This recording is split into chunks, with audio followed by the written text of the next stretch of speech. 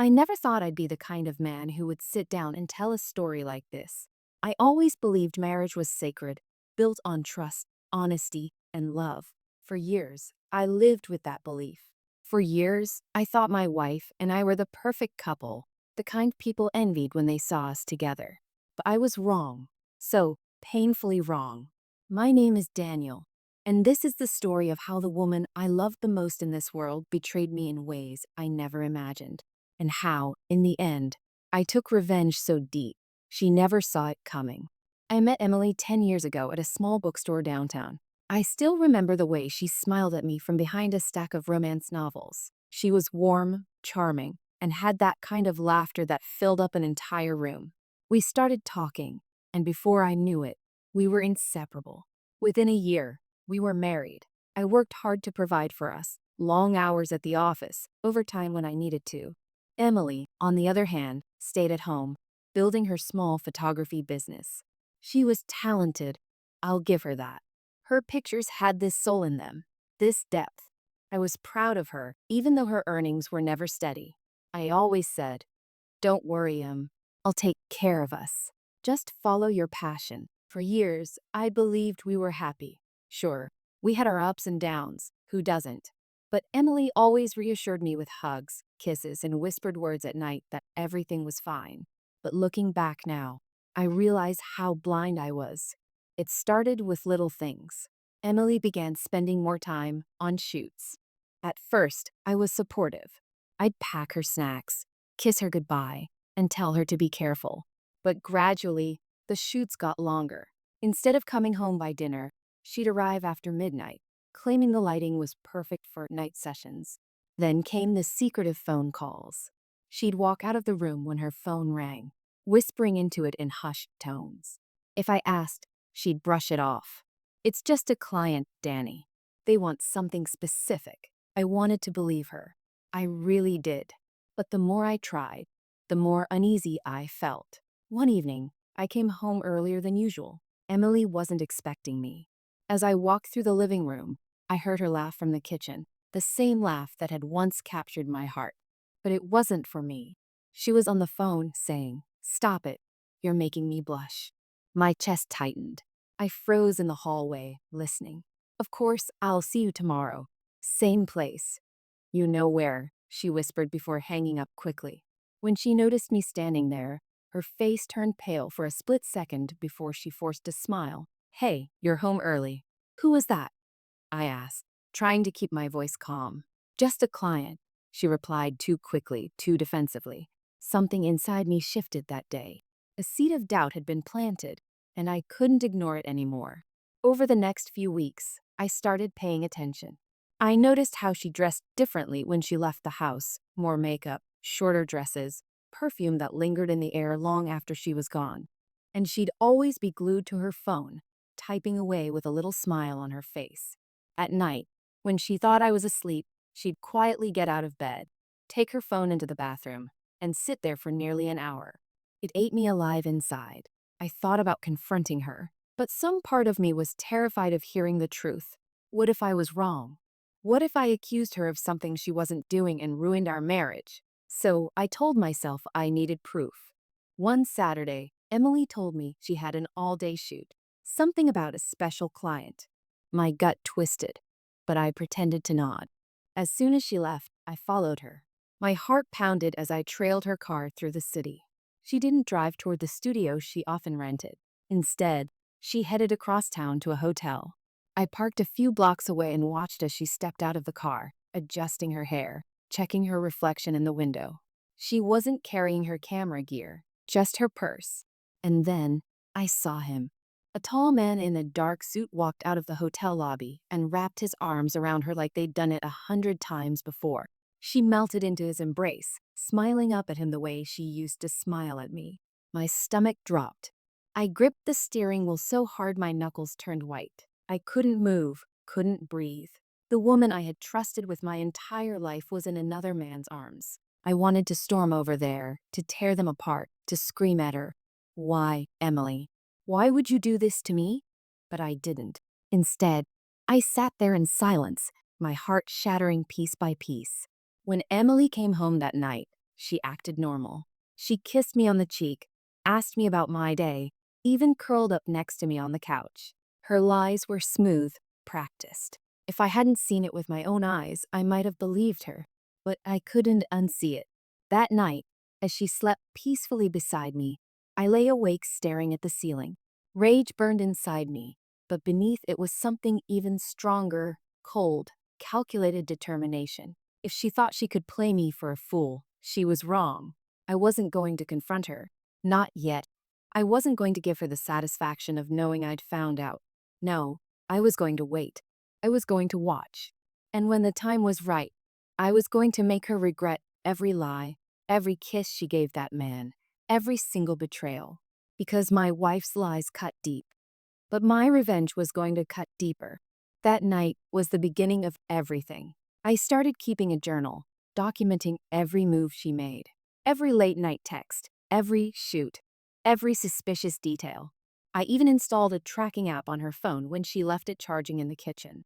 The more I learned, the more the puzzle came together. The man's name was Richard. He wasn't a client. He was a wealthy businessman who had been hiring Emily for private shoots. But photography wasn't what they were doing. And the more I discovered, the more dangerous my thoughts became. I knew then. This wasn't just infidelity. This was war. But the thing about war is, you can't strike too soon. You have to wait for the perfect moment, the one where your enemy never sees it coming. And I was patient. I was careful. I was deadly silent. Until the day came when everything I had bottled up was ready to explode. And when it did, nothing would ever be the same again. The night I finally decided to make my move, Emily had no idea I was already 10 steps ahead of her. Confession, told from my voice now. When I first heard his voice in my head, the one that used to call me and laugh at my terrible jokes, I told myself it was normal. Marriage changes you. People change. You grow apart, and you learn to live with the small cracks. That's what I kept whispering when I tied my hair back before a shoot, or when I smoothed my dress in the mirror and thought about the way Richard looked at me. I justified it like breathing. I told myself I was still the good wife everyone expected. I told myself I was still in control. But control is an illusion. My name is Emily, and for a long time I believed I could have more than one life without hurting anyone. I told myself my marriage with Daniel was a slow-burning thing, comfortable, familiar, not the kind of flare that made you dizzy. And then Richard came along like a match to dry tinder. He was everything my marriage wasn't. Loud, dangerous, lavish. He made me feel alive in ways I had forgotten. The first time he kissed me, it felt like stealing from a vault. It was electric, guilty, forbidden. We were in a hotel suite. The lights softened, and he told me in a low voice, "You look different when you're mine." I laughed then, and I lied to myself afterward that it was just excitement. Photography, he said. Inspiration. I'll pay well, he'd say, and his money and compliments were a kind of applause I'd grown hungry for. Daniel noticed changes in me, of course. He's not stupid. He worried more, called more often, his eyes asking questions I refused to answer. The little fights we had, about towels on the floor, the dishes, my late nights, they were like small pulses that kept me distracted from the bigger truth. He would say, "Don't stay out too late," and I would kiss his cheek and promise. Promises came easier than goodbyes. But somewhere along the way, the shame turned into arrogance. I started thinking I could juggle the truth. My husband at home, safe and steady. Richard at night, intoxicating and secret. I began to believe I could keep them both, like I was holding two breaths at the same time, and nothing would run out. Then the nights when Daniel was suddenly there when I'd expected solitude began. I'd leave a restaurant and find his car down the street. I'd step into the elevator at the studio and see his shadow in the mirrored wall. He never accused me. He just stood farther away, watching, chin in hand like a man calculating rearrangements on a chessboard. I could feel the distance growing between us. But instead of panicking, I found myself curling into the arms of someone who whispered things Daniel never would. It wasn't all romance. There were cracks with Richard too. He was possessive and impatient. He could be cruel when I disappointed him. He assumed my silence equals consent and my smiles meant availability. Once, after a shoot didn't go the way he wanted, he slammed a door so hard the pictures in the hallway trembled. "You owe me for this," he said. His tone was soft, but the threat lingered. I told myself I could handle him. I told myself I could leave at any time. The truth was darker. Leaving would be losing the feeling of being wanted. It would be giving up the rush that coated my days like honey and my nights like a flame. The conflict began with small tests. Daniel started forgetting things, little acts that seemed like forgetfulness but felt like a probe. He'd call and ask, "Are you at home?" And then show up an hour later with a smile like nothing had happened. He'd sit at the kitchen counter and ask about my day in a tone that suggested he already knew the answer. I'd stammer. I'd make excuses. Each time, I felt the net getting tighter. One evening, after a late shoot, I returned to find Daniel awake on the couch, coffee cooling in his mug. His jaw was tight. He didn't look like the tired, loving man who kissed me goodbye. He looked predatory, focused. "You've been distant," he said. "Is everything okay with your clients?" I lied. "Everything's fine. It was a long day. I'll show you the proofs later." I sounded like a child. He didn't answer. His silence was sharper than his questions. I wanted to walk away then and go to Richard and let him hold me until the panic slipped from my chest. Instead, I stayed. I fed Daniel the same helpless stories I had been feeding myself. Later, in the dark of my bedroom, I replayed the scene in my head and convinced myself he was overreacting. I convinced myself he was just lonely. Sometimes, when guilt pressed so heavy my chest felt bruised, I'd tell myself the truth, that I was terrified of the consequences. Not of Daniel's anger, not of public shame. I was most afraid of facing the fact that I had stopped whispering love to my own husband, that I had been selfish, that the person I promised my life to had become an afterthought. That truth was painful. It was sharp and metallic. It tasted like regrets. But I shoved it down like a splinter beneath skin.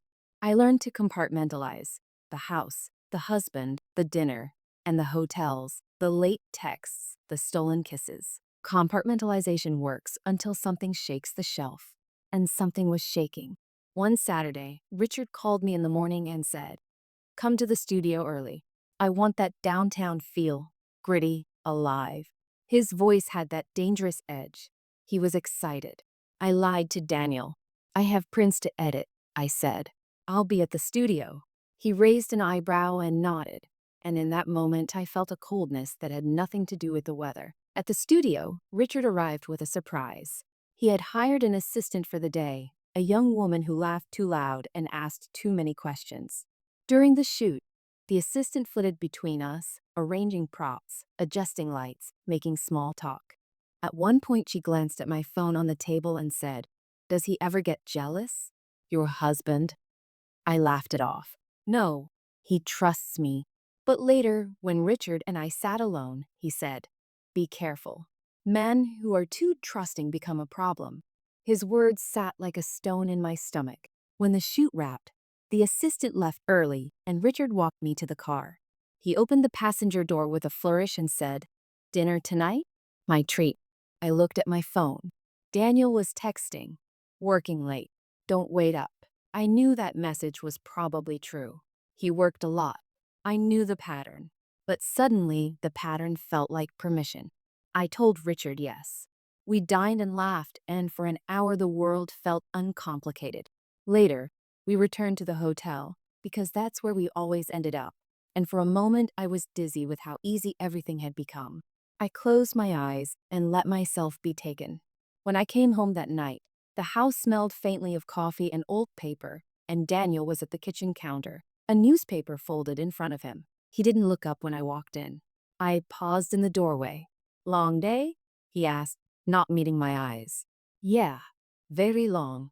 I tried to slide a kiss onto his cheek, but he flinched like he'd been startled. He folded the newspaper, and from the way his fingers trembled, I knew something was off. His silence felt deliberate. Then, with a calm that was more terrifying than any shout, he said, "Can I ask you something, I nodded. "Anything." "Do you ever think about us?" he asked. The question landed like an accusation. My chest tightened. It was then I realized that even if I wanted to stop, even if I wanted to undo everything, I no longer knew how. Of course I do, I lied. He set the paper down. Because sometimes I feel like I'm standing in a room and there's a shadow of you that lives somewhere else. I wanted to deny it. I wanted to tell him everything and beg him to forgive me. But somewhere in the marrow of me, fear still lived. Not fear of losing him. Fear of the consequences if I spilled the truth. Fear of the pain my honesty would cause him. So instead I smiled a small, practiced smile and said, I love you, Danny. The lie tasted sour. I walked to the bedroom and pretended to sleep. I could feel his eyes on me like a waiting verdict. In the dark, I rehearsed excuses, alternate futures, apologies that might save us. I told myself I would figure it out. I told myself I would quit Richard. I promised to call clients and say no more late nights. I whispered those promises until I believed them, briefly. But that night, as I lay awake listening to his slow breathing, a notification lit up my phone. A text from an unknown number. You should be careful. Not all secrets stay buried. I sat bolt upright, heart racing. My thumb hovered over the reply field. But then another text followed. He knows. My stomach dropped. The room seemed to tilt. I held the phone in my hand as if it were suddenly cold and foreign. I wanted to laugh it off. I wanted to throw the phone into the sink and pretend it never happened. Instead, I slid it beneath my pillow and stared at the ceiling until the morning light found me. The problem with secrets is they are patient. They wait for the moment when you can't run anymore. And someone I loved, had just begun to close the circle. When morning came, Daniel left for work like any other day. But before he walked out the door, he placed something on the kitchen table that made my blood run cold. A single printed photograph of me with Richard. I froze. My breath caught in my throat as my eyes landed on the photograph lying innocently on the kitchen table. But it wasn't innocent at all. It was a picture of me. My hair was tied back, my lips parted in a laugh, and Richard's arm was draped over my shoulders like it belonged there. It wasn't blurry or accidental. It was crisp, deliberate. Someone had taken it carefully, knowing exactly what they wanted me to see. Daniel didn't say a word. He just slid the photo across the table with the quiet precision of a man laying down a card in a game he knew he was winning. His eyes met mine, calm but terrifyingly empty. You dropped this, he said softly. My hand shook as I picked it up. My voice barely worked. Daniel, this isn't. Save it, he interrupted. No shouting. No slamming doors. Just silence thick enough to choke me. I don't want lies over my morning coffee. And with that, he picked up his briefcase and left for work. The front door clicked shut, and I was left standing in the kitchen with the proof of my betrayal burning my fingertips. I wanted to scream. I wanted to rip the photo into shreds, to call Richard and demand an explanation, to run after Daniel and beg for forgiveness. But I did none of those things. Instead, I sat down at the table and stared at that photograph for what felt like hours. My heart pounded against my ribs as paranoia crept in. Who took it? How long had Daniel known? How much had he seen? When I finally worked up the courage, I dialed Richard. He answered on the second ring, his voice impatient. What is it, Emily? I'm busy. I swallowed hard. Someone's watching us. They took a picture. Daniel has it. There was a pause and then a low, humorless chuckle. Of course he does. Did you think you were being discreet? Husband always finds out eventually. My skin crawled. You knew this could happen? And you didn't care? Care? He scoffed. Emily, this was always a risk. If you can't handle the consequences, maybe you shouldn't play the game. His words stung, not because they were cruel, but because they were true. For the first time, I realized I wasn't the one in control. I was a piece on Richard's board, moved wherever he wanted. But Daniel wasn't playing. He was planning. That night, when Daniel came home, he acted as if nothing had happened. He kissed me on the forehead, asked if I'd eaten, even brought home my favorite takeout. The normalcy of it all was more terrifying than anger. At dinner, he leaned back in his chair and watched me closely. How was your day? I forced a smile. Busy. A new client. He cut me off with a small nod. I'm glad. You deserve success. You've worked hard for it. His tone was gentle, but his eyes were sharp, like he was dissecting every word I said. I couldn't eat. The food turned to ash in my mouth. He knew. He absolutely knew. And yet he wasn't confronting me. He was waiting. But for what? Over the next few days, Daniel's behavior grew stranger. He started leaving earlier for work, coming home later. But when he was around, he'd suddenly ask questions out of nowhere. Who did you meet today? What hotel was it this time? Did he make you laugh the way you used to laugh with me? His voice was calm, almost conversational, but each question was a dagger. I wanted to deny it, but lying felt useless. He wasn't looking for answers. He was savoring my discomfort. One evening, I snapped. "Why are you doing this?" I demanded, tears stinging my eyes. "If you know, then just say it. Stop torturing me with these little games." Daniel tilted his head, studying me. "Torture? No, Emily. Torture would be screaming, throwing things, kicking you out." He leaned in closer, his voice dropping to a whisper. "This is patience. Patience is far worse." And he was right. The silence, the waiting, the knowing smile, it was worse than any explosion of anger. Then the real blow came. I woke up one morning to find Daniel already gone. On the dresser was an envelope with my name on it. Inside was a bank statement. Not his. Mine. Except the balance was empty. Every penny I'd saved over the last 3 years, gone. My chest tightened. I knew instantly who had taken it. Daniel. When he came home that night, I confronted him, holding up the empty statement. "What did you do?" He smirked. "Oh, that? Don't look so shocked, Did you really think I wouldn't notice the little side account you've been hiding? All those extra deposits Richard gave you? Money you never told me about?" My blood ran cold. You drained it." "Of course I did," he said casually, pouring himself a drink. "You don't get to fund your double life with my marriage." "Not anymore." Tears blurred my vision. "That was mine, Daniel. You had no right." "I had every right." He snapped suddenly, the calm mask slipping for the first time. "You forfeited your rights the moment you decided to share yourself with another manual." I staggered back, heart racing. He wasn't just hurt. He was dismantling me, piece by piece. I tried to reach Richard that night, desperate, but he didn't answer my calls. When he finally texted back, it was blunt. "Handle your husband, or I'll handle him for you." The threat chilled me to the bone. Richard wasn't bluffing. He had power, connections, money. If he decided Daniel was a problem, he wouldn't hesitate to remove him from the equation. I was trapped between two men, one who wanted to punish me and one who wanted to own me, and the walls were closing in. The following weekend, Daniel suggested a getaway. "Just the two of us," he said with that same unnerving calm. "We need time away. Fresh air. Maybe we can reconnect." His smile was warm, but his eyes were anything but. Every instinct in me screamed that this wasn't a vacation. This was something else. A trap. Still, I couldn't refuse. If I said no, it would only confirm his suspicions. If I said yes, I was stepping into his territory, whatever he was planning. So I smiled, my voice trembling. "I'd love that." He kissed me on the forehead and whispered, "Good. It'll be a trip you'll never forget."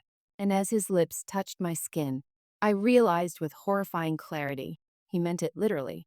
What I didn't know then was that Daniel's plan for this getaway wasn't about reconnection at all. It was about revenge, and I was about to be trapped in it. The weekend of the getaway arrived quicker than I'd expected. Daniel was unusually cheerful that morning, humming to himself as he packed the car with our bags. He loaded blankets, a cooler of food, and even my favorite bottle of wine.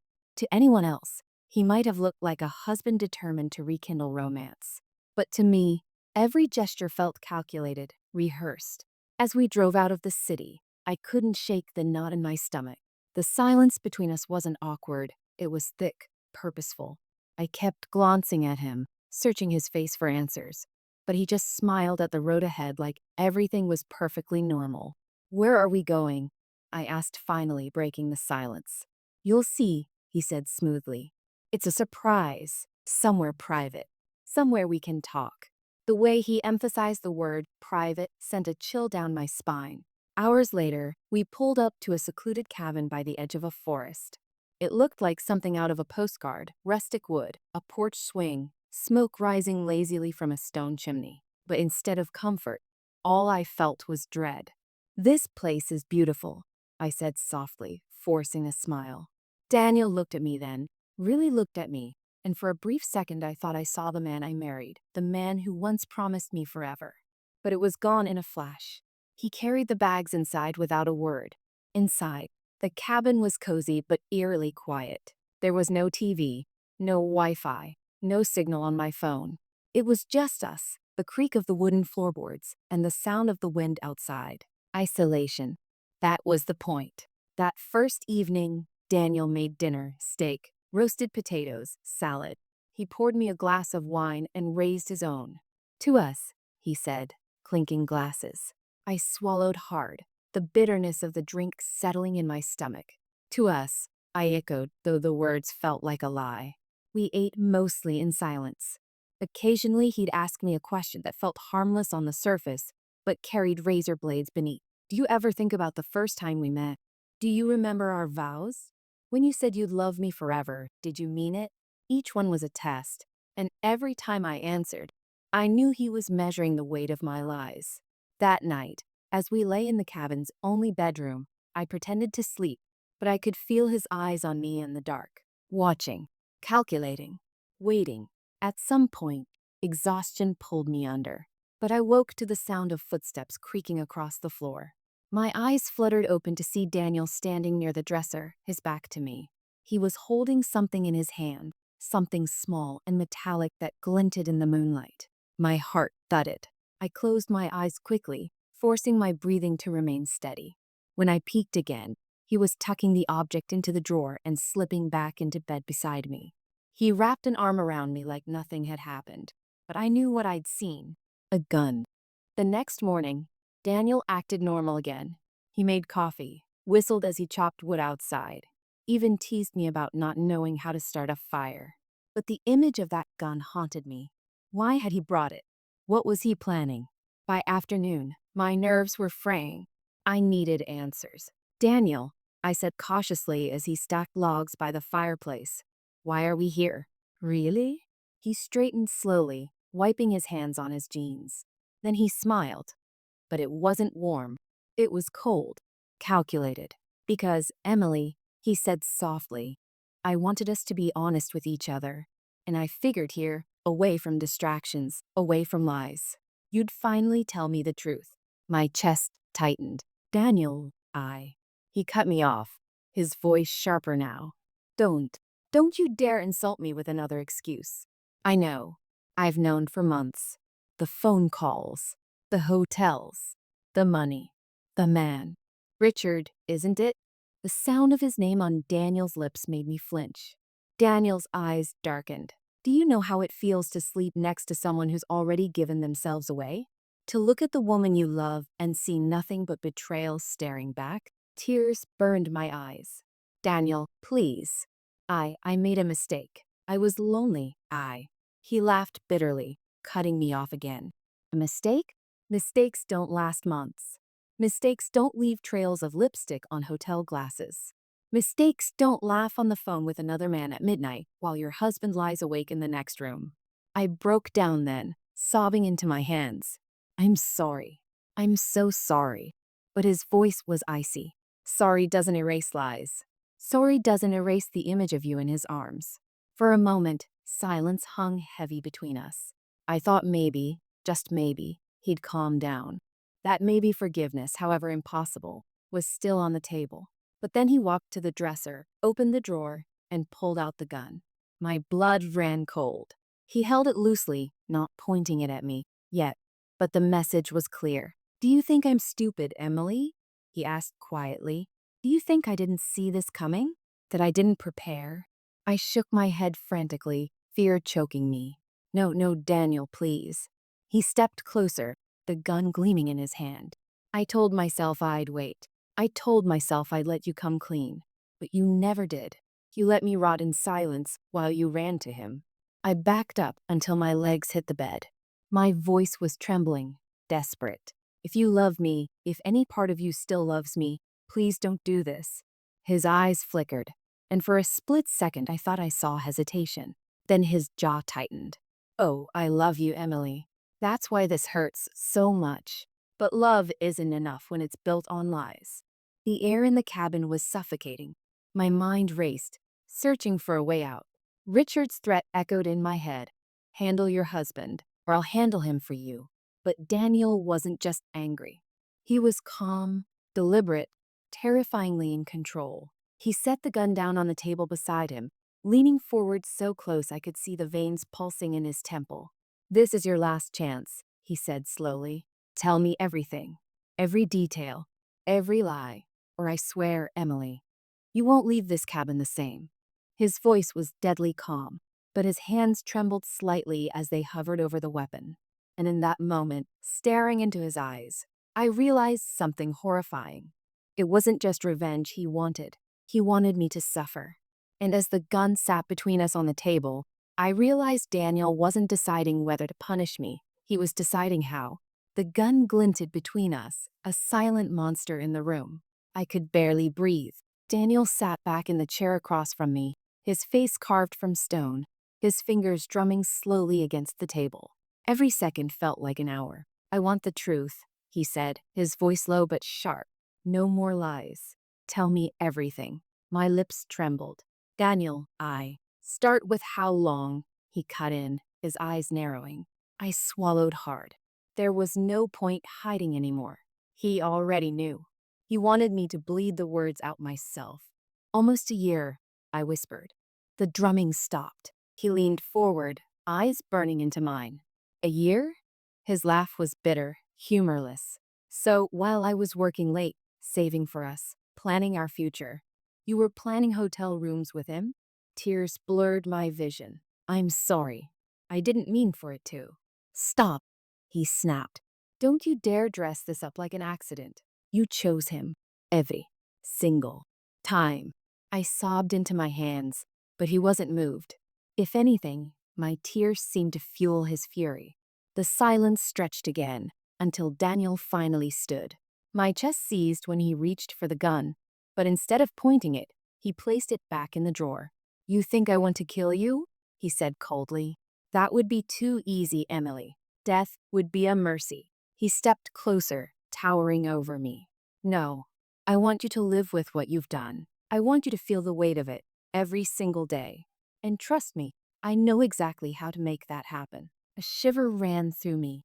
What are you going to do? He didn't answer. Instead, he opened his briefcase and pulled out a thick folder, tossing it onto the bed in front of me. My stomach dropped when I flipped it open. Photographs. Dozens of them.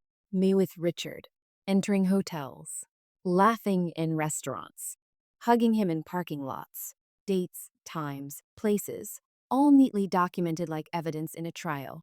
Every move you made, I was there, Daniel said. You thought you were clever. You thought you were sneaky.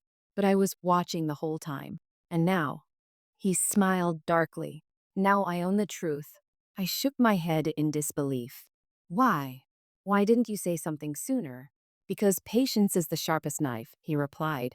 If I had confronted you when I first found out, you'd have cried, begged, promised to change. And maybe, I would have forgiven you. His eyes hardened. But the more I watched, the more I realized you didn't deserve forgiveness. You deserved to feel powerless, the way you made me feel. I couldn't stop crying. Please, Daniel, don't ruin us. Don't ruin me. We can fix this. Fix this? His voice rose for the first time, cracking like thunder.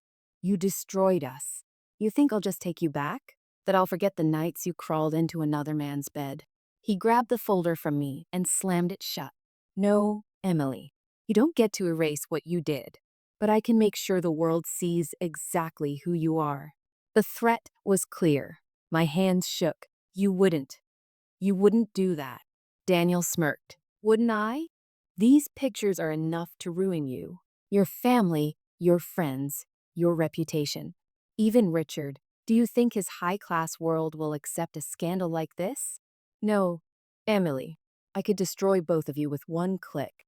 Panic clawed at my throat.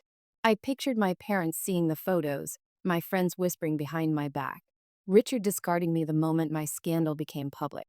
My life would be over. I dropped to my knees, clutching Daniel's arm. Please don't. I'll do anything. Just don't show anyone. He looked down at me with a mixture of disgust and satisfaction. Anything? Yes, I cried. Anything. The next words out of his mouth changed everything. Then leave him. Leave Richard. Cut him out completely. And from this day on, your life is mine. You'll do what I say when I say it. No secrets. No independence. You want to keep your pretty little world from burning? You'll live under my rules. It felt like a prison sentence. But what choice did I have? I nodded weakly.